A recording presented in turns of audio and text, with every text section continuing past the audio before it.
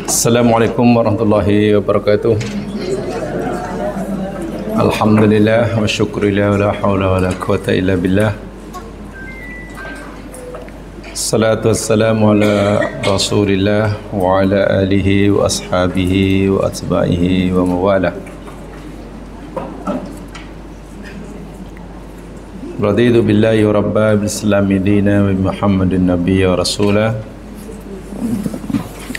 Bismillahilladzi la yadurru ma ismihi syai'un fil ardi wala fis sama' wa huwas sami'ul alim. Bismillahilladzi la yadurru ma ismihi syai'un fil ardi wala fis sama' wa huwas sami'ul alim. Bismillahilladzi la yadurru ma ismihi syai'un fil ardi wala fis sama' wa huwas sami'ul alim. Rabbi shrah li sadri wa yassir li amri wahlul 'uqdatam min lisani yafqahu qawli. Amma ba'd.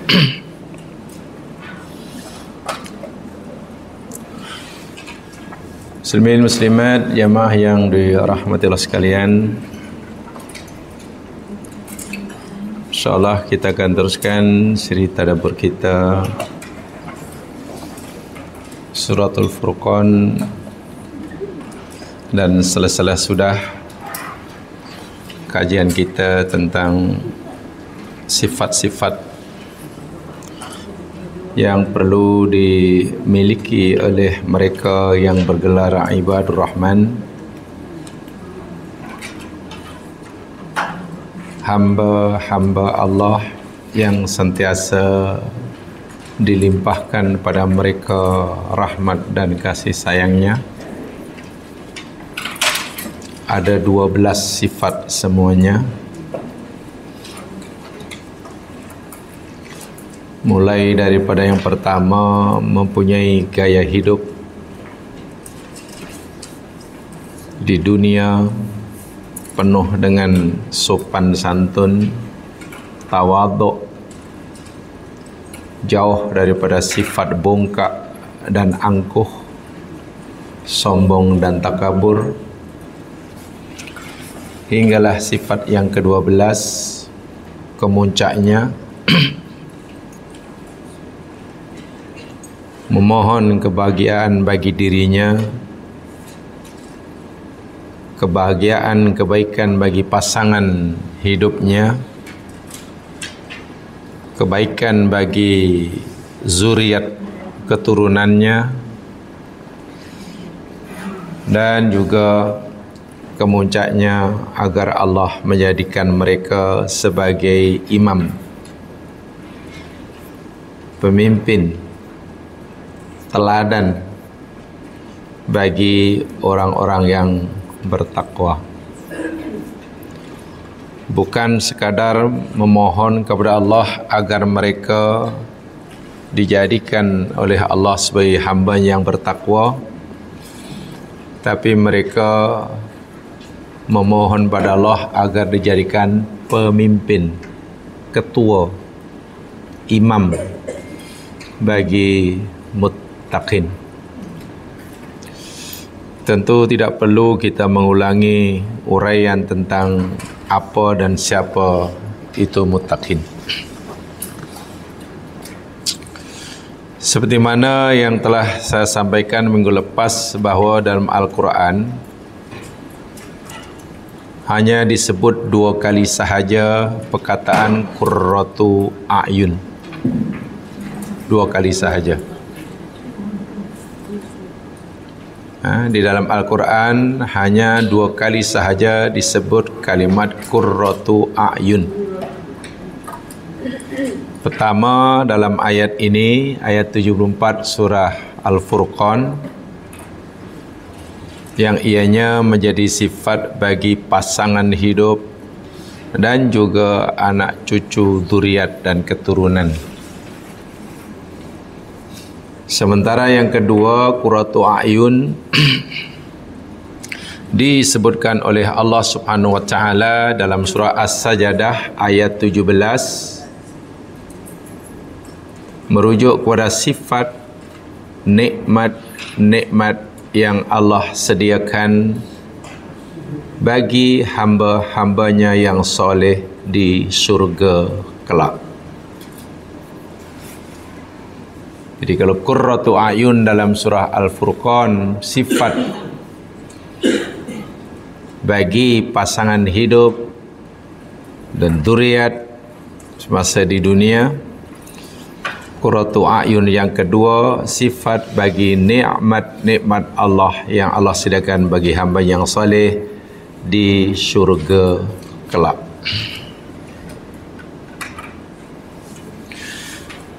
Qurratu a'yun dalam ayat yang ke-74 ini seperti yang saya katakan bahwa qurratu a'yun, qurrah itu berasal daripada 3 huruf qaf, ra, ra. Qurratun itu huruf asalnya root wordnya yakni qaf, ra, ra, bukan qaf ra ta. Ta itu tambahan. Jadi qarra, qaf ra ra asalnya jadi qurrun, yang makna asal qaf ra ra itu makna asalnya ini al bardu, bardun, bardun maknanya sejuk, barid itu kan sejuk, makna asalnya sejuk.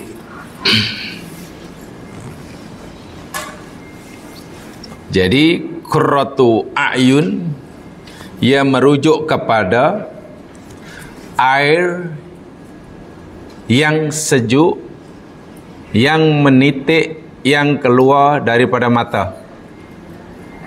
Apa tu? Orang menangis kan mengeluarkan air mata.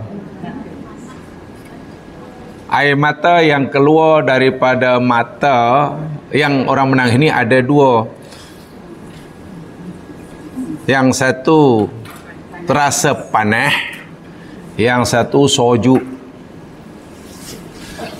Bila tangisan itu tangisan kecewa, tangisan marah, bengkak, itu air matanya panas.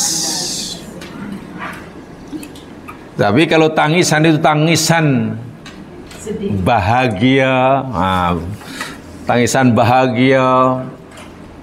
Kan tengok mendengar anaknya tiba-tiba berjaya, tak disangka-sangka terpilih jadi presiden Amerika, katakanlah.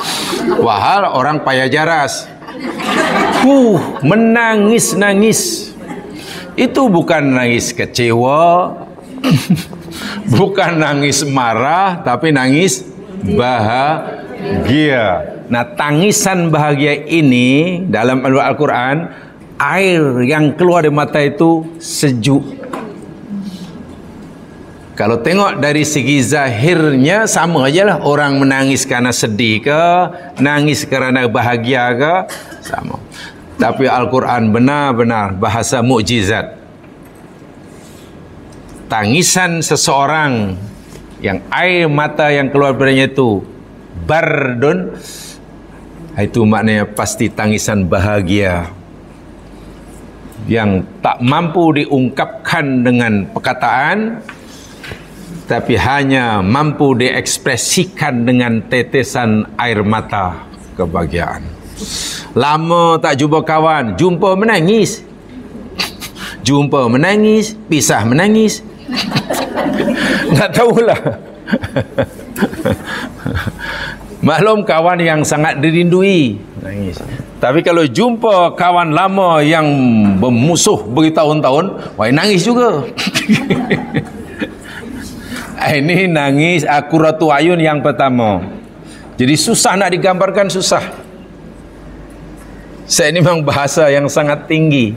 Itulah. Kemudian dalam bahasa diartikan yang menyejukkan mata memandang, yang membahagiakan jiwa. Tak salahlah, sebab memang qurratun daripada qarrara itu maknanya sejuk. Sementara yang kedua di dalam surah As-Sajdah ayat 17, fala ta'lamu nafsum ma ukhfiya lahum min qurrati a'yun jazaa'an bima kanu ya'malun. Qurratu ayun di situ merujuk kepada nikmat-nikmat yang Allah sediakan bagi hambanya yang saleh di surga kelak. Ini tidak bermakna ahli surga nanti melihat nikmat surga, begitu masuk surga semua meraung-raung, bukan. Ini lain maknanya.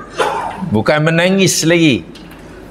Qurratu ayun dalam ayat yang ke-17 surah As-Sajdah ini memberi maksud yakni mimma tukirrul ain indahu wa la taltafit ila gharihi. Qara yakiru di situ maknanya tetap. Qurratu ayun dalam surah As-Sajdah ayat 17 itu maknanya tetap. Tidak berubah-ubah. Ayun itu mata. Jadi matanya tetap tidak berbalik-balik, maknanya apa tu ya? Memberi maksud apa ni? Maknanya ahli surga bila melihat nikmat-nikmat yang Allah berikan pada mereka, matanya tertumpu dan tak nak tengok yang lain. Menunjukkan apa tu? Bila kita tengok sesuatu yang paling kita sukai jemaah sekalian, pasti kita tak nak berpaling. Itulah. Itu maknanya qurratu ayun tu itu. Jadi orang di surga ini tak terlintas langsung ingin mencari nikmat yang lain. Tak ada. Dan itu dinyata oleh Allah dalam surah Al-Kahfi. Saya yakin semua sudah hafal. Innal ladzina amanu wa amilus solihat kanat lahum, teruskan, jannatul firdausi nuzula. Sesungguhnya orang-orang yang beriman dan beramal soleh itu adalah bagi mereka surga Firdaus sebagai tempat tinggalnya, tempat persinggahannya. Berapa lama di sana? Khalidina fiha, dalam keadaan berkekalan selama-lamanya di dalamnya, menikmati nikmat surga. Ketika mereka menikmati nikmat surga, la yabghuna anha haywala. Tengok, la yabghun, mereka tidak ada keinginan untuk mencari anha, daripada nikmat surga itu, haywala, penggantinya. Tak ada. Di dunia ini jamaah sekalian, semewah manapun kehidupan seseorang, sebesar manapun tempat kediamannya, macam istana umpamanya, ya lama-lama dia bosan. Itu sesekali dia ingin tidur di tepi pantai. Itu pun minta belas kasihan nelayan karena pinjam jalannya yang tak diguna, buai di situ. Pakaian semua, pakaian yang mahal yang berat telah dipakainya, bosan, ingin pakai seluar pendek koyak-koyak.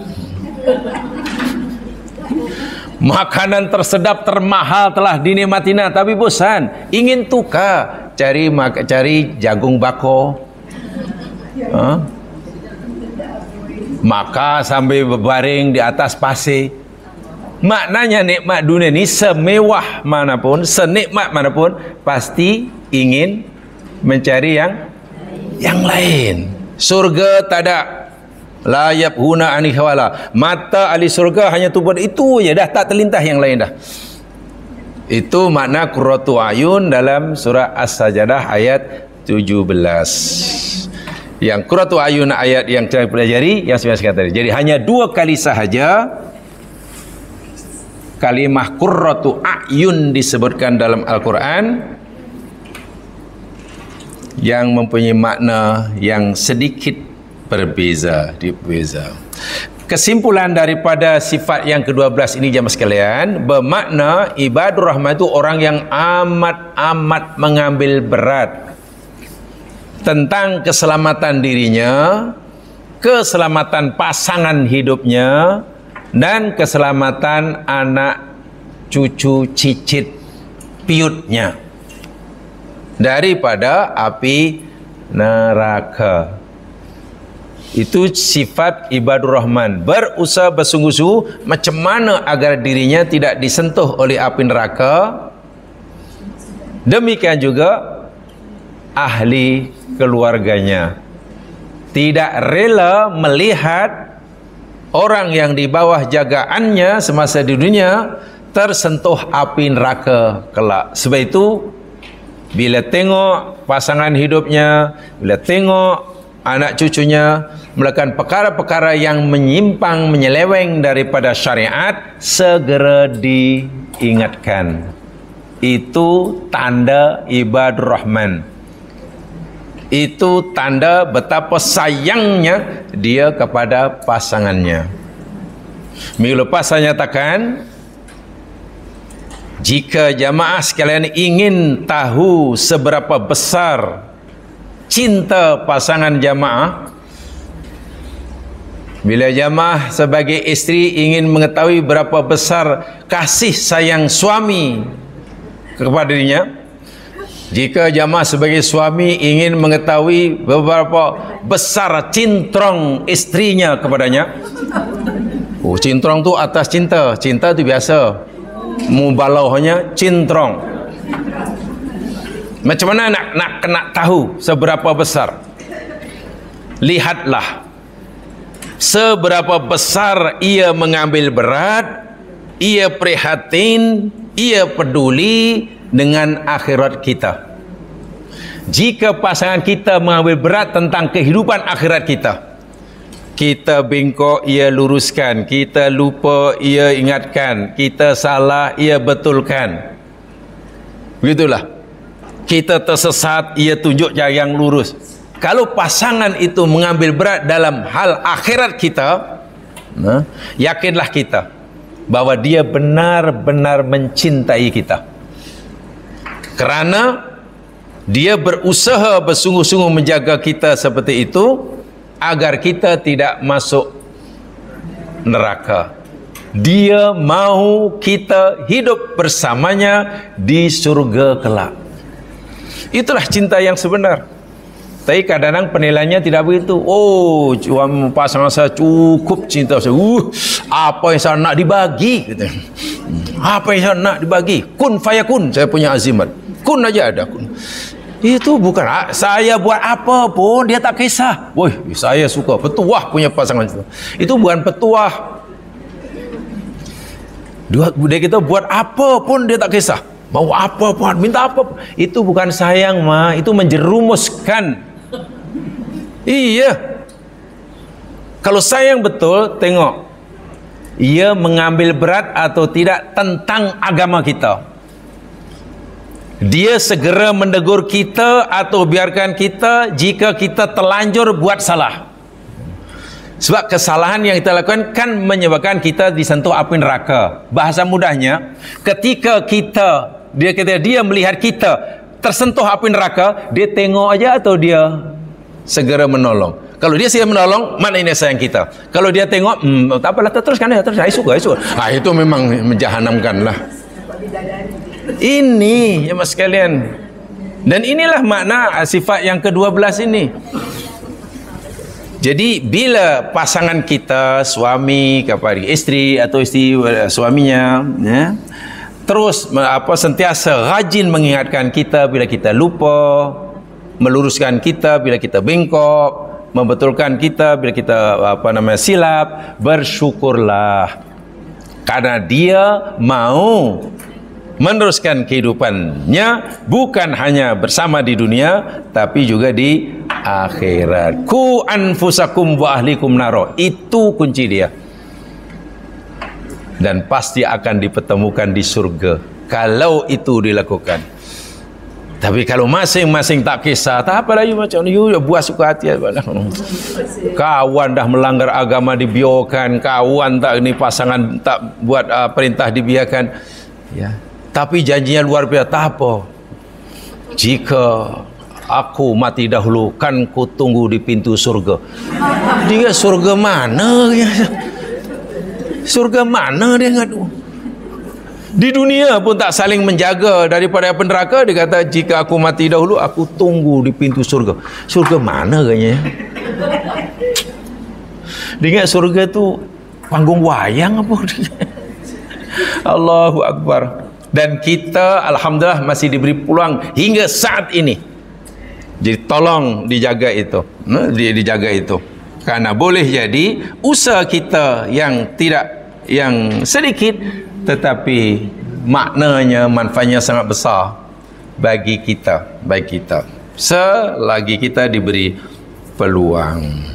Baik, ibadur rahman yang mempunyai 12 sifat, lengkap itu, akidahnya ada, syariahnya ada, ihsan akhlaknya ada, sempurnalah.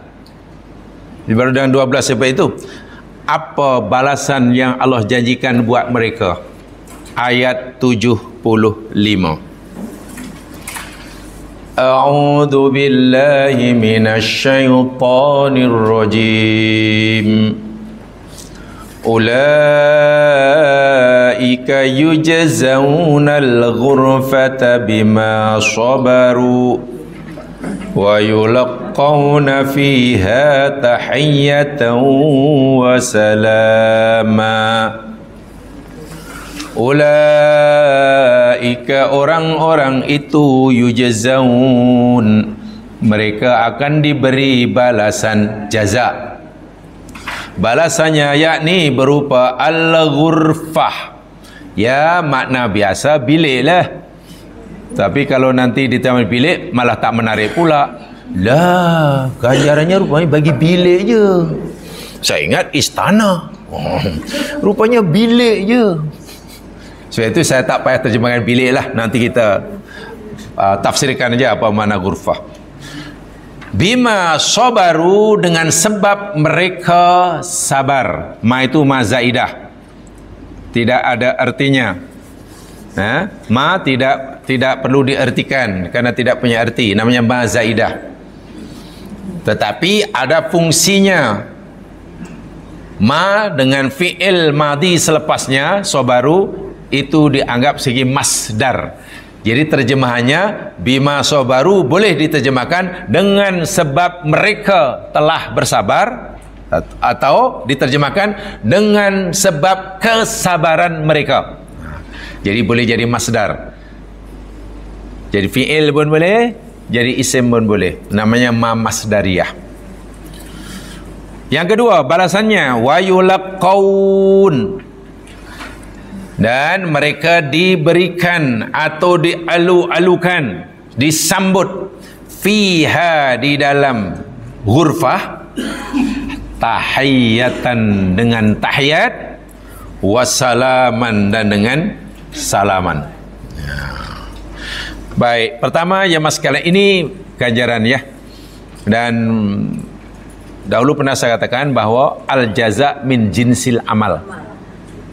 Balasan di akhirat itu sama dengan amal atau perbuatan di dunia. Jadi sama betul. Sama betul. Orang yang suka meringankan bebanan orang lain, nanti bebanannya di akhirat oleh Allah ringankan. Orang yang menghilangkan kesusahan orang lain, nanti kesusahan orang itu akan dihilangkan di akhirat. Orang yang suka menutupi aib, cacat, celah orang lain, cacat dia di akhirat akan ditutup. Sama, balasan di akhirat itu sama. Maksud ini bermakna, mafhumnya, jika orang itu suka mengorek-orek aib orang lain, nanti di akhirat pun Allah akan beri balasan, dikorek-korek aibnya.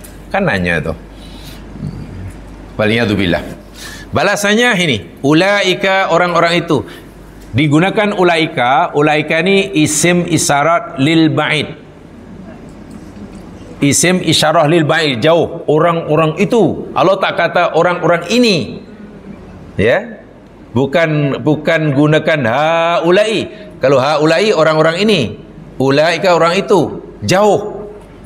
Ia memberi maksud bahawa ibadur rahman yang mempunyai 12 sifat itu orang yang makomnya sangat tinggi, sehingga disebut orang-orang itu. Kan bukan jauh.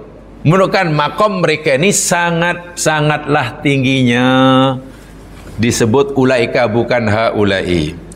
Yujzaun, akan diberi balasan sesuai dengan amalan mereka. Apa dia? Al-ghurfata, al-ghurfah. Ghurfah saya tadi tak perlu diterjemahkan bilik ya. Di sini al-ghurfah, al-ghurfatu. Ghurfatu. Al-ghurfatu itu maknanya bolehlah diartikan yang pertama ad-darajatul aliyatu fil jannati. Makna pertama, ad-darajatul aliyatu fil jannati. Yang kedua, al-ghurfatu yanukan bina'un alin fil jannah. Jadi boleh bermakna khissiyah, boleh juga bermakna maknawiyah. Ghurfah bila diartikan ad-darajatul aliyatu fil jannah, darjah atau maqam atau kedudukan yang tinggi sekali dalam surga, maka ghurfah di sini bermakna maknawiyah, ketinggian darjah. Jadi bukan berupa benda ya, bukan berupa benda, bukan berupa material, tapi lebih kepada maknawiyah. Tinggi darjahnya, sangat-sangat tinggi. Ad-darajatul aliyah. Ghurfah juga bermakna bina'un alin fil jannah, bangunan yang tinggi menjulang di surga. Nah, di sini ghurfah bermakna khissiyah. Mereka ada bangunan khas disediakan oleh Allah di surga, dan bangunan itu sangat-sangat tinggi, berada di atas. Jadi ibadur rahman akan mendapatkan ganjaran ghurfah ini. Sama ada ghurfah di situ berada pada makom darjah yang tertinggi di surga, atau berada di tempat bangunan yang tinggi di surga. Ini bermakna surga ini kan ada tingkatan-tingkatan ya. Mas kan? Surga ini ada tingkatan-tingkatannya. Ada berapa ya surga? Ada berapa tingkatan? 8. Neraka juga ada. Ada berapa ya neraka? 7. Kalau surga tingkatannya makin ke atas. Kalau neraka tingkatannya makin ke bawah. Tingkatan yang makin atas disebut, tingkatan yang makin atas disebut darajah. Darajah itu tingkatan makin atas. Adapun tingkatan yang makin ke bawah, makin bawah. Ya, contoh ground floor, lepas itu B1, B2, B3, B4, makin bawah, bukan ke atas, namanya dargo. Ya, mana dargo? Ya.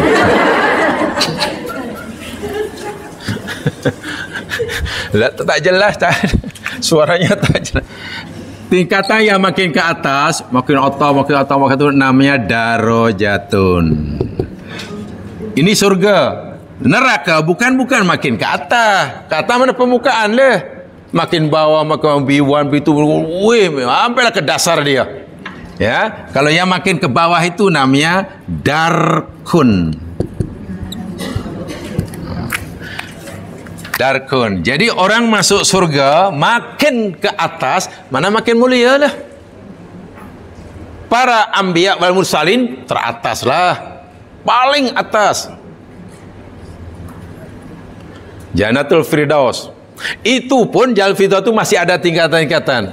Contoh as-siddiqin itu berada tingkatan yang atas, tetapi tidaklah lebih tinggi daripada para nabi. Nabi kan paling atas sekali.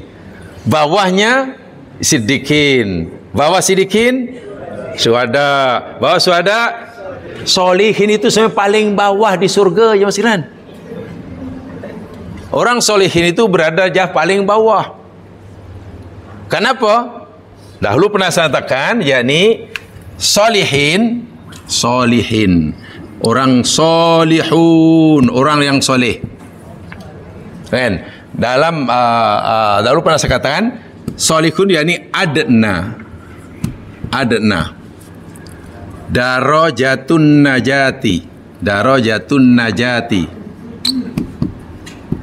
minan nari. Tengok. Soleh,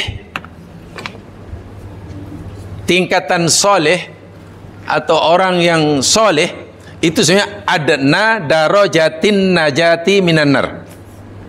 Darjah tingkatan yang paling rendah. Adna itu paling rendah. Darjah itu tingkatan. Jadi adna darajah mana tingkatan yang paling rendah yang boleh menyelamatkan seseorang najat minan nari dari neraka. Darjah terendah yang boleh menyelamatkan seseorang dari neraka itu namanya soleh. Kalau gunakan bahasa yang mudah difahami, darjah itu maknanya betul-betul makom yang syarat yang ngam untuk masuk surga. Okey, Jamal lebih tahu daripada saya. Di Malaysia ni, di negeri ini jamaah sekalian, untuk layak diterima di universiti, universiti awam lah, berapa pointernya? Minimum. Pointernya berapa di universiti awam? Takkan 2 masuk universiti. Pointer paling kurang 3 itu minimum ya. Mana kalau 2.9 tolak out ya. Jadi 3 itu ngam ya. Ngam. Yalah pointer yang paling bagus kan 4 kan. Jadi 3. Nah 3 itulah solihin. Ngam. Maknanya kalau 2.9 tak layak. Kalau 3 layak. Kalau 3.5 lagi tinggi macam itulah. Jadi soleh itu darjah terendah. Ibarat nilai sijil yang paling rendah, markahnya paling minimum untuk melayakkan orang itu masuk surga dan membebaskan diri daripada, bukan tinggi sangat soleh itu. Atas soleh itu ada syuhada, ada siddiqun. Kan Quran begitu disarikan ya. Nah, orang-orang ini ya mas sekalian, ibadur rahman rupanya bukan orang soleh saja, bukan. Makamnya bukan sama dengan orang soleh. Makamnya Allah sebut ghurfah. Aku tempatkan mereka ini di tempat namanya ghurfah, bangunan tertinggi atau yang tempat yang tinggi di surga, dan mereka ini berada pada darjah yang tertinggi. Masya Allah, itu ghurfah. Jadi jangan diartikan bilik ya. Kalau bilik ini tak menarik. Walaupun ghurfah bahasa harian bilik lah. Dan tiap hari pernah saya nyatakan ya mas sekalian, salah satu keistimewaan yang akan diperolehi oleh ahli surga yang berada di tingkatan yang atas, itu ada keistimewaannya. Saya berikan satu contoh. Ini mungkin agak ini ya, kaitan dengan mukjizat Al-Quran ya. Coba Jamal lihat ayat ini. Dalam surah Al-Waqi'ah. Al-Waqi'ah.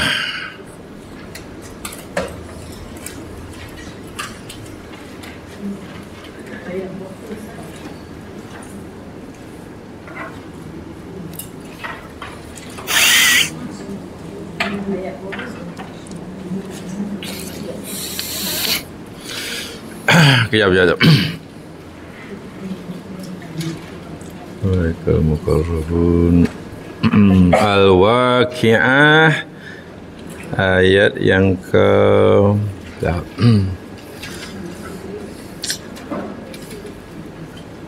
apalah hang pula ni. Di tempat mengaji pun ada setan ke?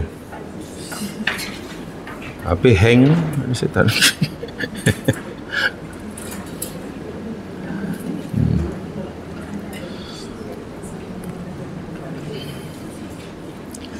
Baik, dalam surah Al-Waqi'ah ayat yang ke-89. Okey. Ini agak ini ya jemaah sekalian, teknikal sedikit, jadi pemahamannya kena agak dalam sedikit. Apa di situ ayat apa Sunan bunyinya? Ustaz tunjuk.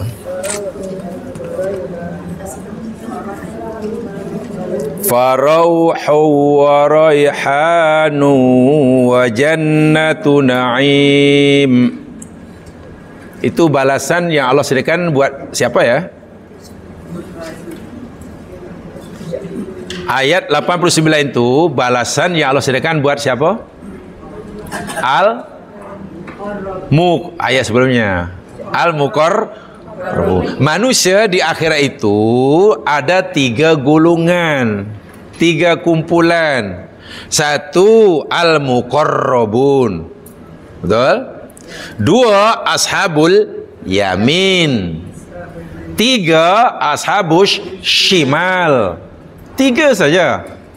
Yang masuk surga hanya ada 2, al-muqarrabun dan ashabul yamin. Adapun ashabus shimal itu ahli neraka. Okey. Jadi yang masuk surga 2, ashabul al-muqarrabun dan ashabul yamin. Surga yang Allah sediakan bagi muqarrabun, surga apa di situ? Farauhu wa raihanu wa jannah. Baik, coba balikan ya. Ini mungkin ya insyaallah boleh diikuti lah. Surga dalam bahasa Al-Quran apa? Jannatun. Kalau mufrad macam mana? Mufrad. Jannatun, betul? Jannatun mufrad. Kalau jamak?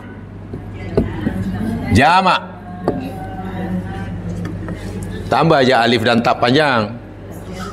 Muslimatun, muslimat. Ustadzatun, asatidzah. Apa? Jannat. Ini apa namanya? Jamak lah ni. Ini jamak. Ini surga atau taman. Ini surga. Kalau jamaah baca Al-Quran, yang ini maknanya satu je lah, surga. Yang ini surga. Tulisan beza ya. Semua isim mufrad, semua jannah isim mufrad tulisannya mesti seperti ini. Semua. Yang maknanya satu itulah, satu surga itulah. Dan semua isim jamak bagi jannah ini. Atau kadang-kadang alifnya tidak ada tapi ditukar dengan apa? Ni. Dengan ini. Apa nama ini? Ya, ni. Bacanya sama kan? Jannatun, ini pun jannatun. Jadi selalu semua isim mufrad jannatun tulisannya begini. Dan bila dijamakan ditulis begini atau ni. Taknya panjang tapi ada ni. Yang peliknya dalam Al-Quran hanya ada satu saja kalimah jannatun isim mufrad. Hanya ada satu saja jannatun isim mufrad yang sepatutnya ditulis seperti apa dari si penulisan? Ini ke ini? Mufrad. Tak marbutah ke tak buka? Tak buka. Tak bulan ke tak buka? Marbutah, ini marbutah namanya, marbutah. Yang ini namanya maftuhah. Maftuhah. Baik. Kalau mufrad sepatutnya ditulis taknya marbutah atau maftuhah? Marbutah kan? Sebab mufrad. Tapi hanya ada satu kalimah jannatun dalam bentuk mufrad yang taknya tidak ditulis dengan marbutah, tak ditulis dengan ini, tapi ditulis dengan ini. Maftuhah. Tapi mufrad. Dan itu yakni dalam ayat yang sahabat kita baca tadi. Farauhu wa raihanu wa jannatu na'im. Jannah di situ mufrad atau jamak? Jannah itu mufrad atau jamak? Nah, jangan silap ya. Kalau tengok taknya tak marbutah, tak maftuhah. Kalau tak maftuhah sepatutnya ia apa? Jamak kan? Tapi kalau jamak, kenapa na-nya pendek? Jannah. Kalau jamak mesti jannatinaim. Oh, ini mesti mufrad. Betul kan? Tapi iya ya. Kalau mufrad, kenapa taknya maftuhah? Ini mesti jamak. Bukan jamak lah. Sebab kalau jamak, nunnya mesti panjang. Jannat. Ini istimewa sekali ini. Ini ada rahsia dia jamaah sekalian. Ini rahsia ni, ya. Jadi bukan surga naim, bukan surga yang penuh dengan nikmat. Terjemahannya surga pelik tak pelik. Jadi macam menyalahi kaidah. Dari segi penulisan, kalau dikatakan ia mufrad, kenapa taknya maftuhah? Dah menyalahi. Bila dikatakan ia jamak, kenapa nunnya pendek? Jannatin, bukan jannat. Sebab kalau jamak mesti panjang kan? Jannat. Dan ini satu-satunya kalimah jannah mufrad yang ditulis dengan tak maftuhah. Surga siapa ini? Surga yang Allah berikan untuk siapa ini? Dalam ini muqarrabin. Apa rahasianya? Baik, ini rahasianya jamaah sekalian ya. Ini rahsia tu, jangan bagi tahu. Surga yang paling tinggi, yang paling istimewa Allah berikan, Allah sediakan, yakni kepada muqarrabin. Kenapa? Dalam kaidah bahasa Arab, ini panjang sebenarnya ceritanya, tapi ini sebagai contoh saja. Makan masa juga tu 1.5 jam pada tidak untuk menerangkan tak saja. Tapi tak apalah, saya pinjam masa sikit saja. Kalimat Arab ni bila ditulis kata jannatun, taknya macam ini, bulat, dengan jannatun taknya panjang, terbuka, itu memberi makna yang berbeza.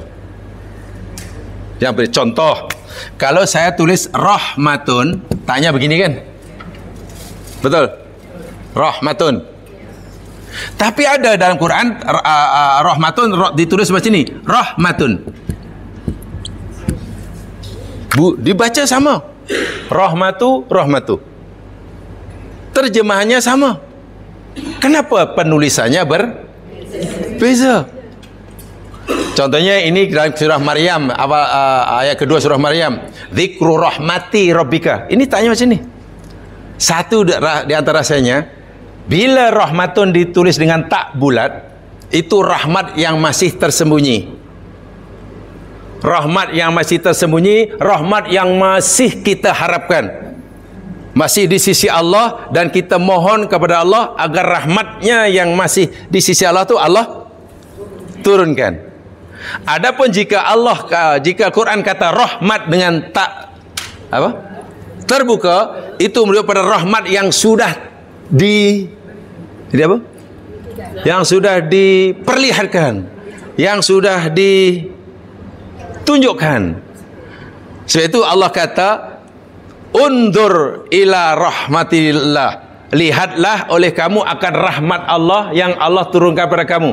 Ketika air hujan turun, bumi yang asalnya kering kemudian subur menumbuhkan pelbagai tanaman.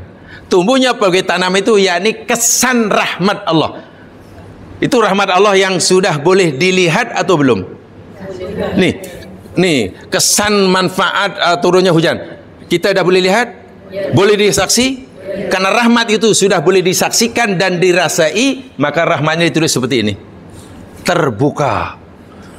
Tapi kalau rahmat yang kita belum nikmati, masih ada di sisi Allah, dan kita mohon agar Allah berikan pada kita rahmatnya, taknya ditulis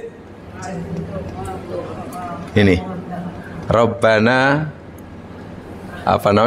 contohnya apanya? Rabbana ighfir lana, coba lupa pula tiba, wahab lana min ladunka rahmah, kan? Rabbana wahai lana min amrina rasada. Itulah dalam surah Kahfi itu kan. Rahmatnya mesti begini. Nah, demikian juga surga. Bila surga itu ditulis taknya tak bulat, itu surga yang masih tertutup, belum diketahui. Tapi kalau jannah taknya dah itu surga yang dah diketahui dan terbuka. Sekarang kalau jamaah katalah disuruh masuk surga, jamaah pilih masuk surga yang tertutup atau masuk surga yang surganya terbuka luas. Kalau tertutup mana di situ aja lah, tak boleh melepasi apa namanya tak boleh melepasi sempadan karena tertutup, itu aja lah. Atau surga yang sehingga jamaah boleh bebas pergi ke mana-mana. Agak-agak mesti yang ini kan, yang terbuka kan, yang taknya terbuka. Sebab itu muqarrabin ini berada di surga yang surganya terbuka. Sehingga apa? Orang muqarrabun, orang yang berada di makom yang paling tinggi di surga, dalam hal ini termasuk Ibadur Rahman lah. Mereka yang diberi kebebasan oleh Allah Subhanahu Wa Taala untuk pergi kemana sahaja di bagian surga tanpa ada sekatan, karena terbuka. Maklum ia berada di paling atas. Sementara yang belum mencapai makom muqarrabin, belum layak Ibadur Rahman, surganya surga terbatas. Dia tidak boleh pergi ke tempat lain dalam surga selain surga yang Allah peruntukkan buat mereka. Analogi yang mudah. Ini sekarang analogi ya. Kalau jamaah, saya yakin jamaah suka travelling. Dan siap travelling pastilah beli tiket, yakni first class. First class. Saya tahu first class.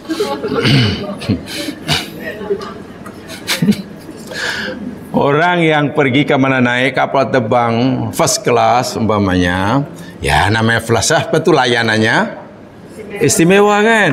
Lain istimewa, makan tak payah minta, malah ditawarkan, mengantuk dicarikan bantal, penat dipijit-pijit, ya namanya first class. Macam mana tu? First class ni, kaki penat pijit tu sama.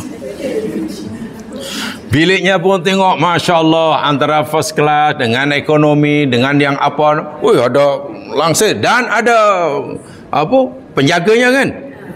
Agak-agak jamaah sekalian, agak-agak bila passenger yang duduk di first class ingin jumpa kawannya yang duduk di belakang ekonomi, agak dibenarkan atau tidak oleh kru, dibenarkan tak? Boleh sebaliknya, bila kawan yang duduk di ekonomi kelas itu pun hanya separuh harga karena warga tua, boleh nak jumpa kawannya walaupun kawan yang baik masuk. Baru tengok-tengok itu pun dihalau. Apalagi duduk, apalagi ingin menikmati makanan. Bermakna kebebasan mereka yang tempah tiket first class lebih boleh ke belakang, boleh ke boleh. Itu jannah terbuka. Adapun yang duduk ekonomi kelas, itu ajalah. Tak boleh ke depan, tak boleh. Contohnya itu analoginya macam itulah. So itu orang ahli surga yang duduk di jannah yang terbuka, walaupun dia mufrad, boleh pergi ke mana saja di penjuru surga, mulai surga yang paling atas hingga surga yang paling bawah yang dihuni oleh orang terakhir masuk surga. Berbeza dengan orang yang tinggal di surga yang bawahnya. Jadi bahasa mudahnya, katalah surga ini kan 8 tingkatannya. Katalah ada kondominium 8 tingkatan di situ, 8 tingkat. Kawan itu tinggal di tingkat 8. Ya mestilah melalui 1, 2, 3, 4. Boleh tengok kan, pada turun kan. Tapi yang tinggal di tingkat 2 mana boleh naik ke atas. Awak ni hanya second class lah, ini sudah. Tapi surga juga tetap di surga. Itu yang namanya surga yang tertutup, taknya bulat. Tapi kalau taknya terbuka, tapi ini isim mufrad ya, bukan isim jamak ya, memberikan maksud bahawa penghuninya ini mempunyai keistimewaan yang luar biasa. Yang luar biasa. Karena diberi kebebasan. Mau makan hidangan yang diadakan di tempat itu pun boleh. Mau makan hidangan yang diadakan di surga bawahnya pun boleh. Berbeza dengan mereka yang menjadi penghuni tingkat bawah. Jangan mimpi nak menikmati hidangan yang diadakan di surga yang tak mimpi. Sebab amalnya di situ, kita itu aja. Dahulu tempahnya di situ. Tempoh hari pernah kita pelajari, kita baca surah apa dahulu? Ya contohlah dalam Quran surah Ar-Rahman pun. Surga yang tinggi di situ yakni liman khafa maqama rabbih jannatan fa bi ayyi alam mudha afdawata afnan, betul. Fihi ma ainani tajrian. Dalam surga itu airnya mengalir. Adapun wa min dunihi ma jannatan, dan bagi yang lainnya ada yang lebih rendah lagi. Surga lebih rendah, di situ macam mana airnya? Fihi ma ainani naddokhatan. Airnya tetakung. Air minumannya tetakung. Sementara surga yang atas airnya di dalam air disebutkan minuman yang Allah hidangkan bagi orang-orang yang di bawah ashabul yamin itu lebihan daripada air minuman yang Allah sediakan bagi muqarrabin. Dia lebih itu, minum kami dah. Iya, lain nikmatnya. Tapi walaupun lain, ini surga mah surga. Jadi macam mana boleh macam ada kelas, macam tak adil? Bukan tak adil, justru Allah adil. Kerana Allah beri balasan sesuai dengan amal mereka di dunia. Kalau amalnya hanya cincang, ngam-ngam, ya ngam-ngam lah. Mana boleh sama? Dia masuk surga hanya bermodalkan ibadah fardu, tapi masuk surga. Yang seorang pula masuk surga fardu ada, sunat ada, mustahab ada, ya tentulah balasnya tak sama. Sedekahnya, sedekah kenapa? Zakat aja. Sedekahnya, zakat itu aja. Dan juga 10 ringgit setahun sekali Ramadan. Murih. Yang kawan itu bukan hanya bagi zakat, mengalir setiap hari. Mana boleh sama? Tak sama. Bersedekah, bila ada orang datang bagi, alhamdulillah. Yang B, bukan sekadar bila orang datang bagi, dia cari siapa yang menerima. Dia tidak menunggu orang datang meminta, tapi dia mencari siapa. Mana boleh sama pahalanya? Jadi kalau kita ingin dapat pahala lebih, jangan menunggu orang datang minta pada kita walaupun kita memberi. Kalau nak lebih pahalanya, cari. Jangan-jangan dia tu perlu. Jangan. Siapa ya yang nak TV, agar makan rumah tu ada 7 TV, semua dah tahu dah. Sila ambil ya, siapa yang nak panggil. Tunggu aja. Dan kalau ada orang datang pun kita bagi. Kan ada 7 TV yang tak pakai. Mulai pada TV yang macam akuarium dahululah. Ya, yang pintunya pun boleh serap. Buka kanan kiri tu. Kalau sesak boleh nyorok tu kat dalam tu.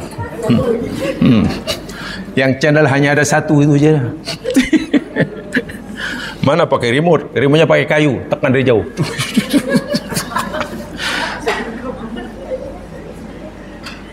Boleh kita bagi orang tu datang.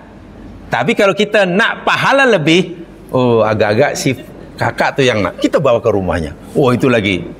Jadi di dunia pun tak sama amalnya, surga pun tak sama. Subhanallah. Ashab ibadur rahman itu termasuk orang muqarrabin. Sehingga balasan yang Allah janjikan yakni ghurfah. Ghurfah itu darjah yang sangat tinggi di surga, atau ghurfah itu bangunan yang sangat tinggi di dalam surga. Bolehlah disimpulkan ibadur rahman ini nanti berada di surga tingkat paling atas. Walaupun tidak lebih atas daripada para nabi dan rasul lah. Rasul dan nabi itu paling atas sekali. Paling atas sekali. Sehingga mereka diberi kebebasan yang luas oleh Allah untuk menikmati nikmat surga. Istilahnya nak jalan-jalan ke surga yang paling bawah pun dibenarkan. Nak menikmati minuman surga yang paling bawah pun diharuskan. Berbeza dengan yang bawah ke atas tak mimpi. Ya. Ini harga tambang, harga murah nak.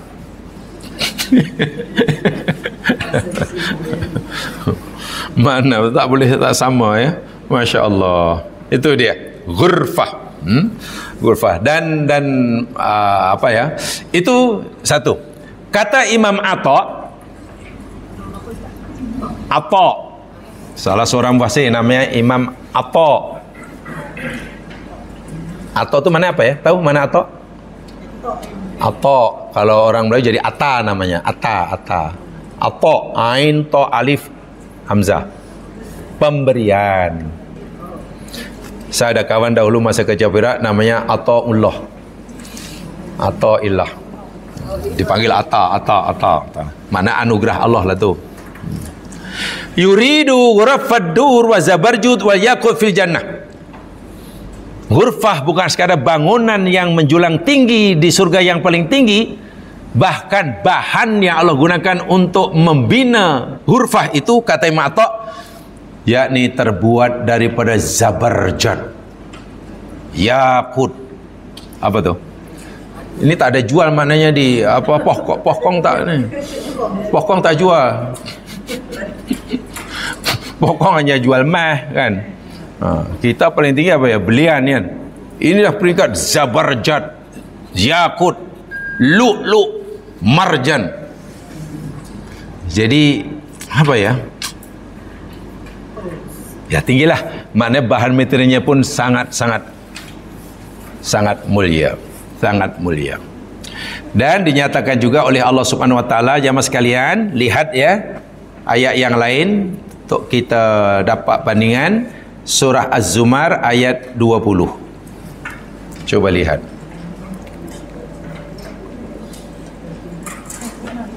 Surah Az-Zumar ayat 20.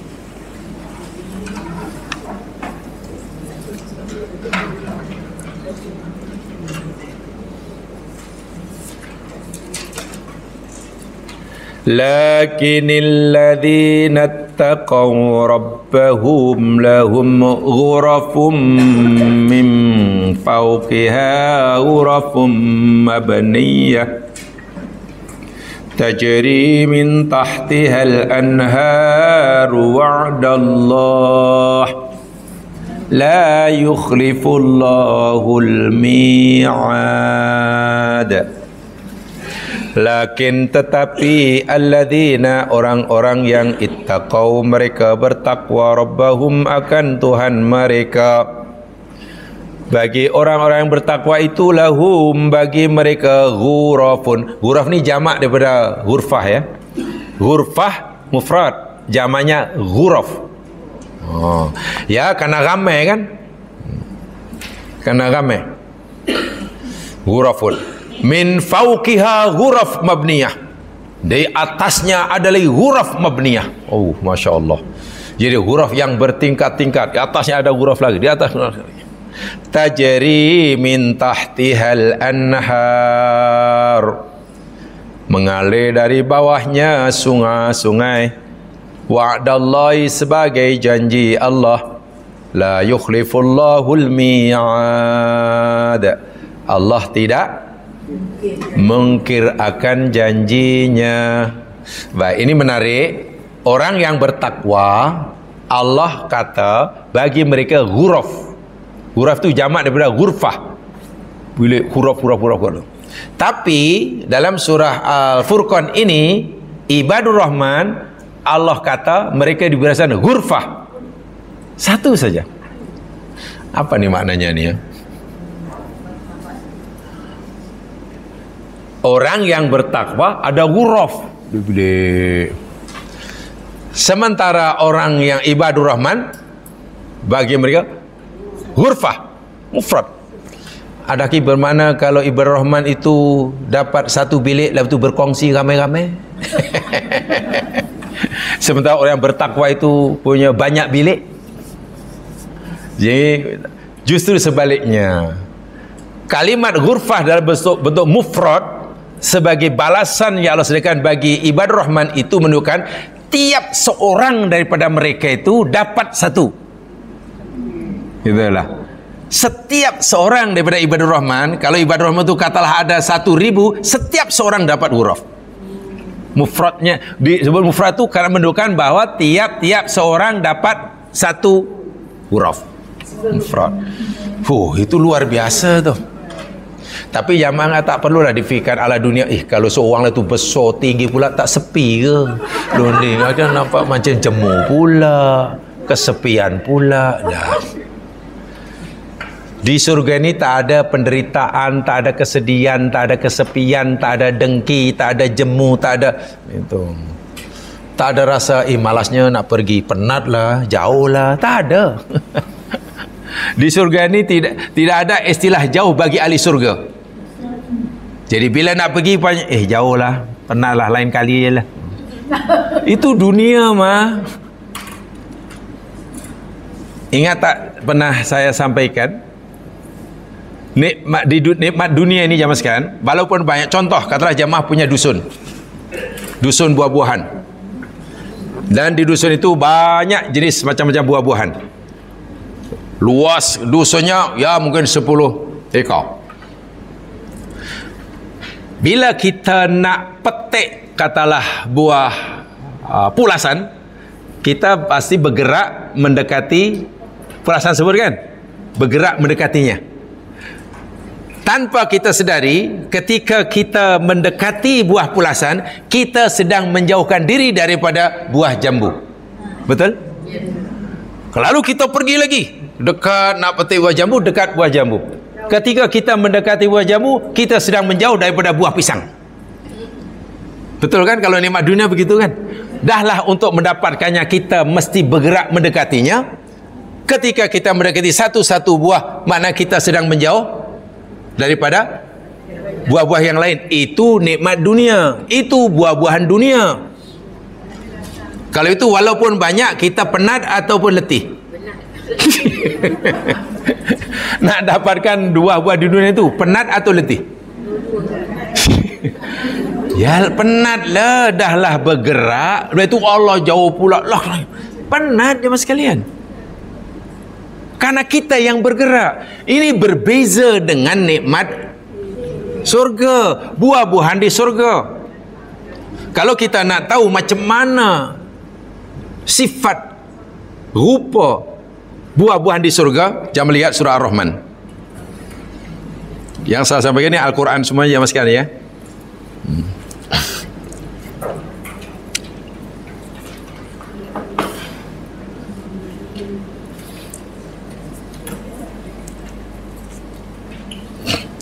Surah Ar-Rahman.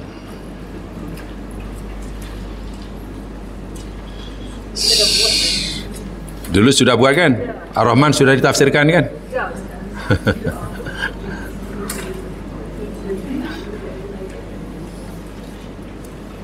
Surah Ar-Rahman pun ada, Surah Al-Haqqah pun ada, Masya Allah.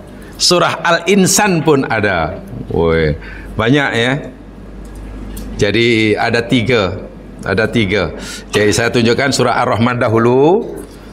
Macam mana orang ahli surga ini ingin menikmati buah-buahan yang Allah sediakan buat mereka di surga.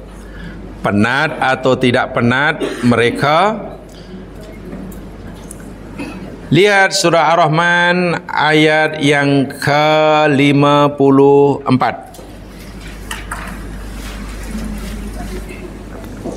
Kalau dalam surah Ar-Rahman ayat 54. Ini balasan yang Allah berikan kepada ahli surga. Keadaan ahli surga itu muttaqiina ala furushim batainuha min istabraq. Ahli surga itu semuanya duduk bersandar. Muttaqiin itu duduk bersandar. Jangan difahami secara harfiah. Bersandar ni dia orang ni semua sakit pinggang ke?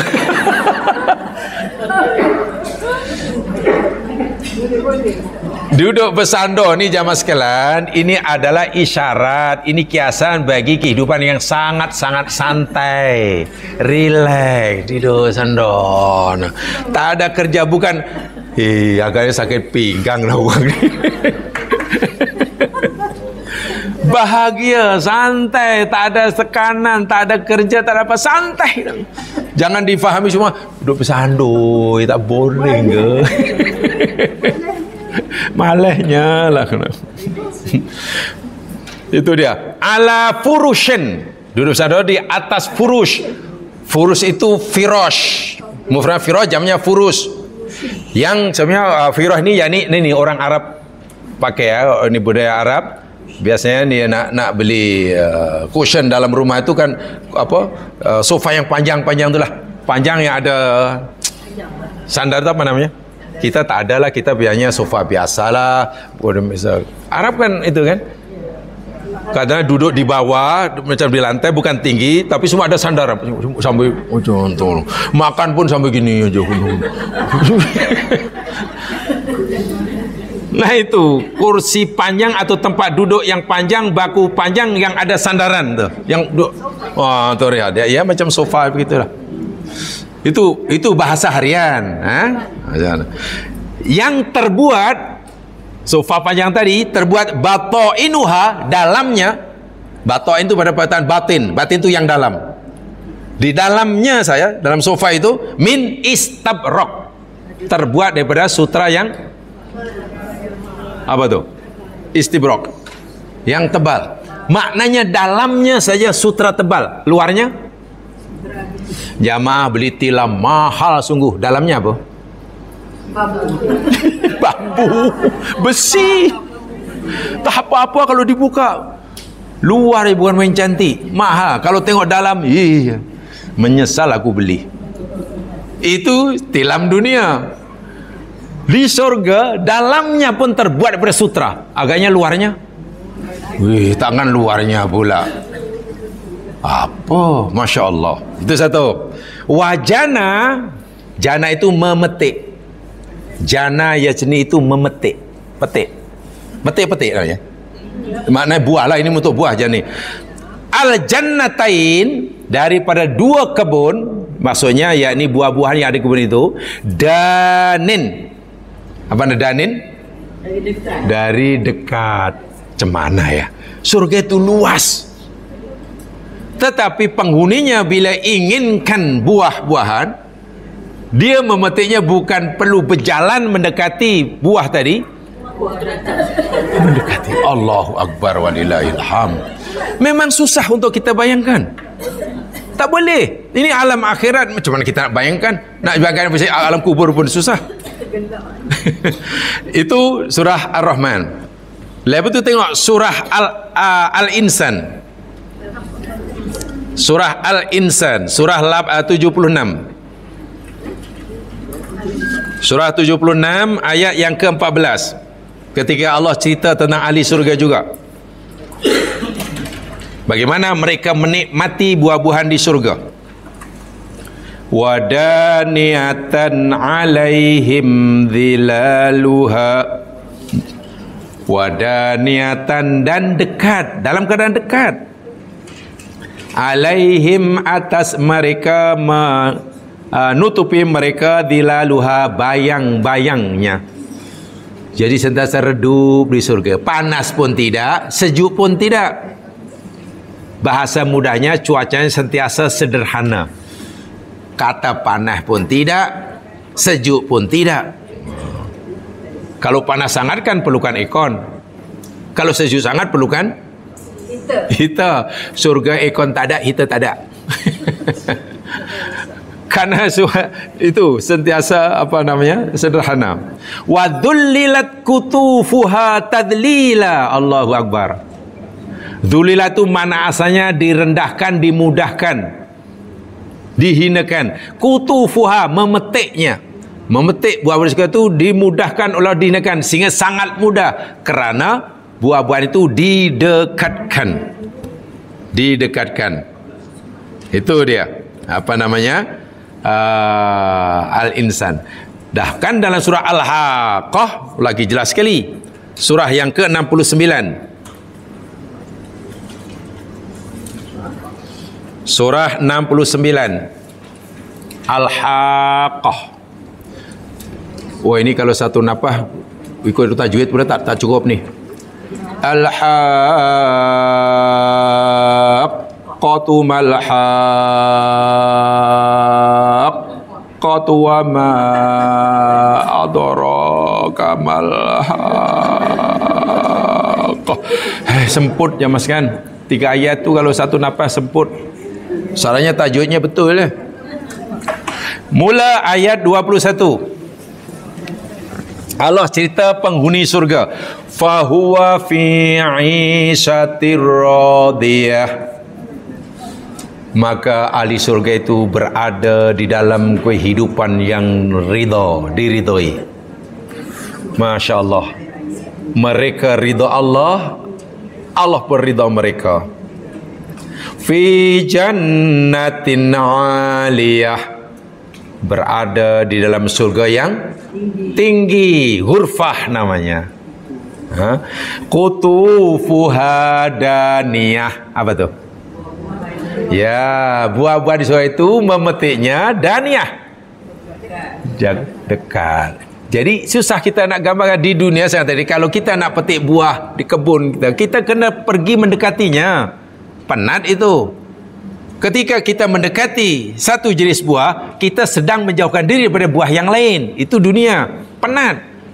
Di surga tidak ada yang jauh. Bahasa mudahnya, bukan penghuni surga yang pergi mendekati buah yang diinginkan, buah itu sendiri. Allahu Akbar. Tapi minta maaf jangan difahami secara harfiah ya. Mana sampai duduk ini buah ini.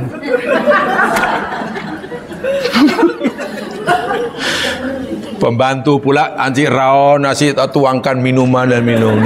Ini apa itu tak nek bukan. Jangan dipahami begitu.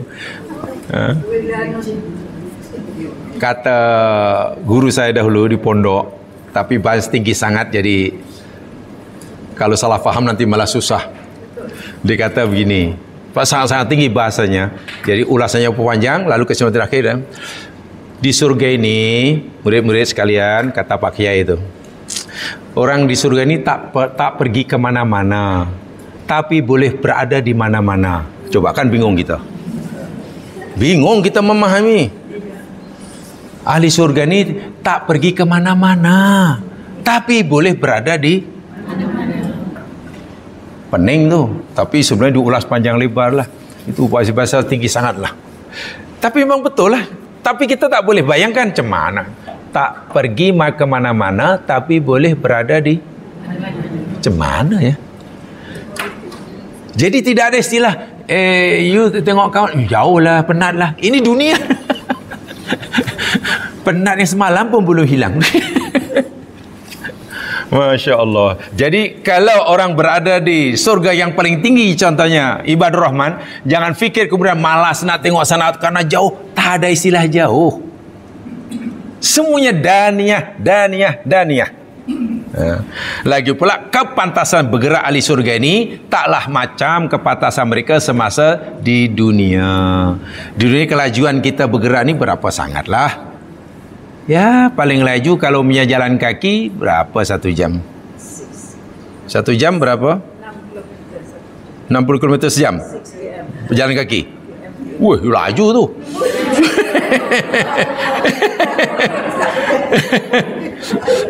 Itu kalau jalan kaki tu. Jadi kalau di surga mana ada jalan? Oh lama 1 jam baru dapat. Malalah.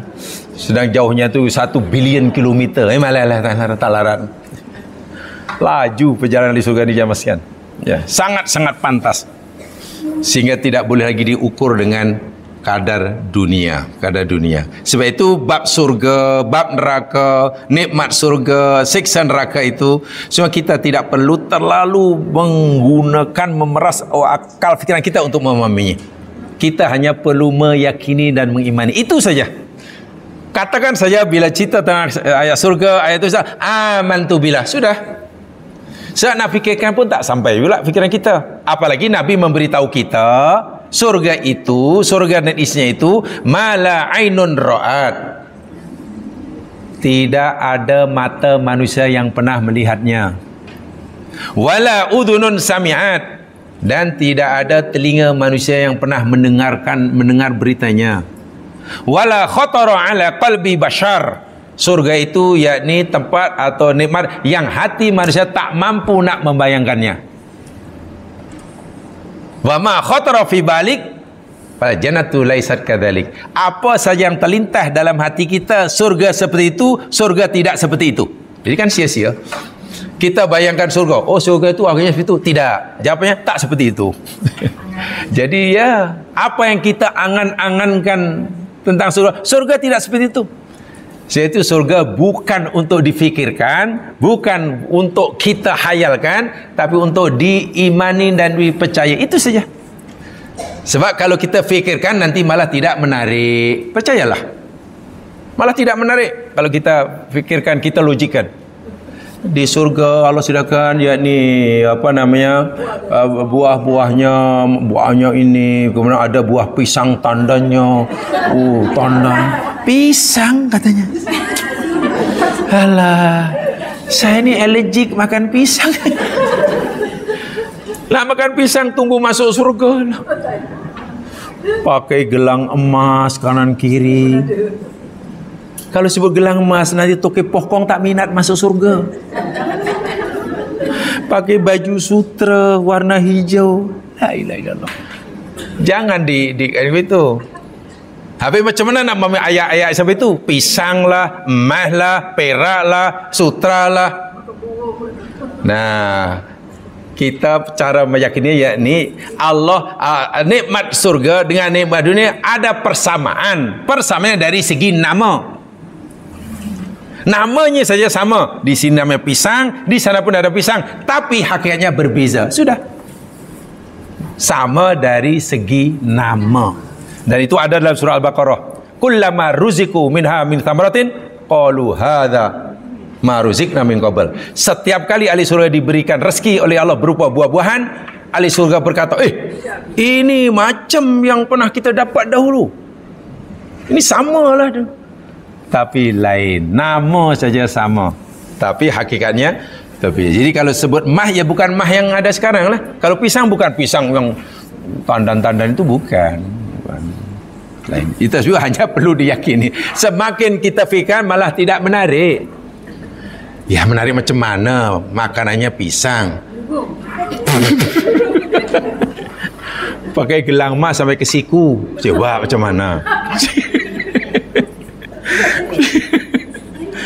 Malah tak menarik. Allahu Akbar walillahil hamd. Baik ya, itu tempat surga, surga yang Allah sediakan bagi apa dia? Ibadur Rahman. Tempatnya ghurfah. Tak cukup itu. Ghurfah itu memanglah ganjaran yang berupa nikmat khisiyah yang boleh dinikmati, berwujud. Dan juga berupa nikmat maknawiyah, rohaniyah. Karena ia merupakan makam yang tinggi. Ada lagi nikmat surga berupa nikmat batiniyah, ruhaniyah. Apa dia? Nih, wa yulaqauna fiha tahiyyatan wa salama. Itu nikmat ruhaniyah lah. Itu nikmat maknawiyah. Dan mereka disambut, ditemui. Laqau yang laki-laki itu kan berjumpa, dijumpai, ditemui, disambut di dalam surga itu dengan tahiyat dan salam. Apa beza tahiyat dan salam? Secara umum, at-tahiyatu at-thana'u. Tahiyat itu maknanya puji-pujian. penghormatan berupa puji-pujian, sehingga ahli surga itu semua dapat pujian daripada Allah, daripada malaikat. Tidak ada yang mencela, tidak ada yang mengkejinya. Walaupun masa di dunia dahulu mungkin sebagai manusia yang terpinggirkan, sebagai orang kecil yang tidak diperhitungkan, Bilal pernah disiksa, tapi di surga mendapat pujian daripada Allah dan para malaikat. Itu tahiyat. Salam, ini maknanya ad-du'a, permohonan. Yang ini bermaksud pemberian, anugerah. Mereka bukan sekadar mendapatkan puji-pujian daripada Allah, mereka juga mendapatkan apa yang mereka maukan daripada Allah Subhanahu wa taala. Mendapatkan salam langsung daripada Allah Subhanahu wa taala. Jemaah sekalian, dahulu pernah saya sampaikan ketika kita masih belajar di kampus lama. Salam Allah kepada kita hambanya ini dalam Al-Quran ada berapa tingkatan? Ada yang ingat? As-salam itu nama Allah kan? Nama Allah As-salam. Salah satu nama Allah itu As-salam, yang maknanya yang maha memberikan kesejahteraan, kedamaian, keselamatan, ya. Sehingga bila kita kata Assalamualaikum, itu namanya Allah yang punya sifat salam memberikan salamnya ke atas engkau. Itu doa itu. Baik. Cerita tentang salam Allah kepada manusia hambanya di Al-Quran ini ada berapa tingkatan? Atau bagaimana, ada berapa cara Allah menyampaikan salamnya pada hambanya dalam Quran? Ada 12 ya. Tolong ditengok catatannya ya. Dulu lah. Ya bukan dulu lah. Ya lebih 3 hari yang lalu lah. Lebih 3 hari itu maknanya boleh jadi sebulan, setahun, 3 tahun, itu lebih 3 hari. Mulai pada yang paling rendah, yakni melalui pemberitahuan Allah semenjak zaman azali, hinggalah nanti Allah menyampaikan salamnya sendiri kepada orangnya. Sebab sebelumnya Allah bagi salam pada hamba ini istilahnya kirim salam melalui malaikat, melalui nabi, melalui kita. Kan bila kita Assalamualaikum, itu maknanya Allah kirim salam pada orang itu melalui kita. Dan ini untuk kita budayakan. Tanda orang itu akan hidup senang di akhirat, masuk surga. Quran cerita itu. Bila nanti semasa sakaratul maut, malakul maut sebelum mencabut nyawanya, ia bagi salam kepada orang ini. Salamun alaikum. Bila malakul maut datang memberi salam sebelum mencabut nyawanya, dan itu malakul maut itu masa itu tidaklah menampakkan dirinya bengis, menakutkan, kan? Itu tanda orang itu husnul khotimah, dan selepas itu perjalanannya senang. Allah kirim salam kepada orang ini melalui lidah malakul. Wah, itu betul-betul tanda husnul khotimah. Dan orang ini akhirnya nanti akan mendapatkan salam langsung daripada Allah di surga, bukan melalui malaikat. Selama ini Allah kirim salam melalui malaikat, kirim salam pada Nabi Nuh, kirim salam melalui kita. Di surga nanti Allah akan memberikan salamnya kepada salamun qaulan min rabbir. Itu tak ayatnya. Salamun, ucapan salam, qaulan, ucapan salam itu dari siapa tahu? Min rabbin, daripada Tuhan. Tuhan yang mana? Rahimin, yang maha pengasih. Dan itu kemuncaknya. Kemuncak nikmat di surga, nikmat rohani ini, bila orang itu menerima salam langsung daripada Allah, tidak melalui perantaraan sesiapa. Semasa masuk surga, Allah kirim salam melalui malaikat penjaga surga. Dalam surah Az-Zumar, bila ahli surga datang ke surga, malaikat penjaga surga bagi salam mereka, salamun alaikum tibtum fadkhuluha khalidin. Semua malaikat bagi salam, yakni Allah kirim salam melalui malaikat ini. Nanti bila dah di surga, Allah sendiri yang menyampaikan salam. Dan inilah nikmat tertinggi. Sebab bila dapat salam maknanya ya ada peluang besar untuk dapat menatap zat Allah yang Maha Suci sesuai dengan keagungannya. Wujuhu yauma idzin nadhirah ila rabbiha nazirah. Pada hari itu ada wajah berseri-seri karena ia sedang melihat atau menyaksi atau memandang akan wajah Tuhan mereka. Jadi salam itu jamaah sekalian, ibadah yang Allah perintahkan kepada kita mulai pada dunia hingga akhirat. Salam ini sentiasa berlaku ya hingga akhirat, hingga surga. Sebab itu kita hendaklah membiasakan salam. Jumpa saudara muslim di mana saja, jangan sekali-kali tidak salam, tidak bagi salam. Jumpa di masjid, Assalamualaikum. Jumpa di surau, Assalamualaikum. Jumpa di pasar, Assalamualaikum. Bahkan jumpa mungkin di tepian laut Caribbean pun, Assalamualaikum. Jangan di Makkah, Assalamualaikum. Di tepian laut Caribbean, hai, hey, halo, hai. Jangan. Kena latih daripada sekarang. Jumpa di pasar, Assalamualaikum. Memang itu ucapan yang hingga ke surga je mas sekalian. Solat itu berhenti ya mas sekalian bila kita mati, tak wajib lagi. Tapi salam masih berlaku. Di alam barzah ada salam. Orang-orang yang soleh masuk alam barzah disambut oleh orang-orang soleh yang lebih dahulu berada di saat itu bagi salam tu. Salamun min salamun min ashabil yamin.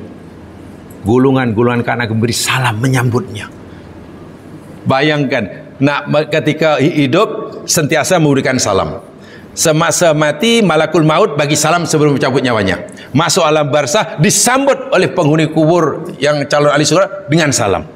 Masuk surga malaikat bagi salam.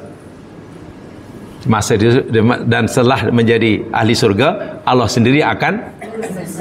Jadi salam jangan dianggap remeh.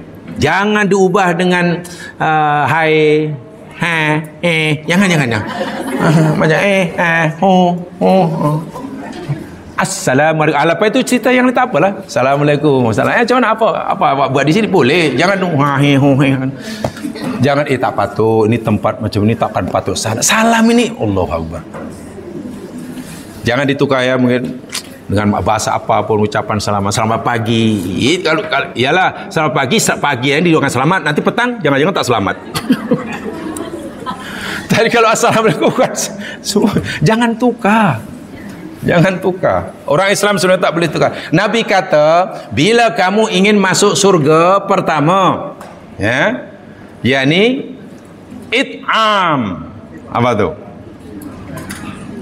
It'amul masakin, beri makanan pada orang miskin. Satu dan lainnya. Afsus salam, sebarluaskan, popularkan salam. Tadkhul jannata darussalam, Anda akan masuk surga. Salam, memudahkan salam itu salah satu amalan yang memudahkan orang masuk surga. Ya mas sekalian, itu yang saya sampaikan. Jadi tinggal 1-2 ayat saja habis, insya-Allah kita habiskan nanti sekali lagi. Lepas ini jamaah nak belajar surah apa ni? Saya pun dah lupa dah. Atau sudah habis semua ya? Yang mana surah apa? Sama tawarkan. Iyalah. Tak, ya tinggal 1-2 ayat. Lepas ini nanti nak belajar surah apa? Coba jamaah beritahu surah apa?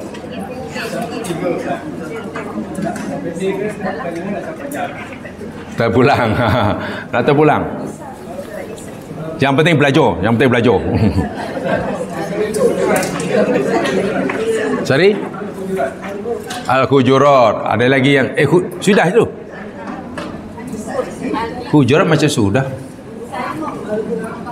Al-Mulk. Okey, ada Al-Hujurat, ada Al-Mulk lagi. Az-Zumar. Dah 3 dah. 3. Jadi nanti saya mula satu-satu, ganti-ganti tu tiap minggu. Apa zaman? Al-Mulku, Az-Zumar, Al-Hujurat. Pilih satu. Senang saya buat ikdat. Verb preparation senang. Mana? Zumar, mulku, al-mulk, al-hujurat. Al-mulk. Okey, suara ramai al-mulk. Suara ramai al-mulk. Tak senang saya mengkaji, buat kajian. Ya, kajian. Walaupun sudah ada nota, tapi saya perlu mengkaji lagi. InsyaAllah kita akan teruskan nanti. Mudah diberkati Allah SWT. Subhanakallahumma bihamdika asyhadu an la ilaha illa anta astaghfiruka wa atubu ilaik. A'udzu billahi wal 'as. Innal insana lafi khusr illa alladziina aamanu wa 'amilus shalihat tawasaw bil haqq wa tawasaw bis sabr. Assalamualaikum warahmatullahi